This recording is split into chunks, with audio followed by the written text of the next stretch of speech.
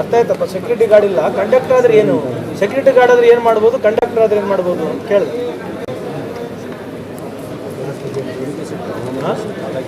ಮತ್ತೆ ಅಲ್ಲಿ ಕೂಡ ಅಷ್ಟು ಅದನ್ನು ಪ್ರಾಬ್ಲಮ್ ಐತೆ. ನೀನು ವಾಚ್ಮನ್ ಆದರೆ ಯೂರಿಕ್ ಆಸಿಡ್ ಜಾಸ್ತಿ ಆಗ್ತದೆ, ಕಂಡಕ್ಟರ್ ಆದರೆ ಯೂರಿಕ್ ಆಸಿಡ್ ನೀರು ಕಮ್ಮಿ ಕುಡಿಬೇಕು, ಮಟನ್ ತಿನ್ನಬಾರ್ದು, ಚಿಕನ್ ತಿನ್ನಬಾರ್ದು, ಶುಗರ್ ತಿನ್ನಬಾರ್ದು. ಇದು ಯೂರಿಕ್ ಆಸಿಡ್ಗೆ ಸಮಸ್ಯೆ ಇರೋದು.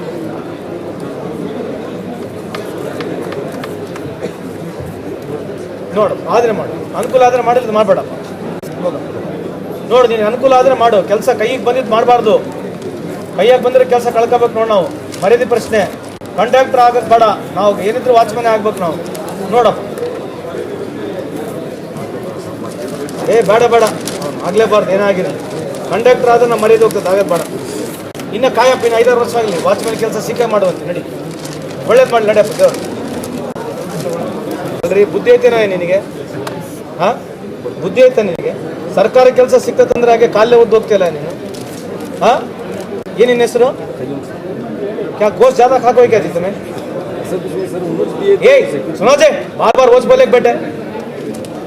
गवर्नमेंट ಕೆಲಸ ಮನೆ ಮುಂದೆ ಕೊಡ್ತಾರೆ ಅಂತ ಹೇಳಿದ್ರೆ ಒಪ್ಕೊಳ್ಳಾರಂಗೆ ಹೋಗ್ತಿಲ್ಲ ನೀನು.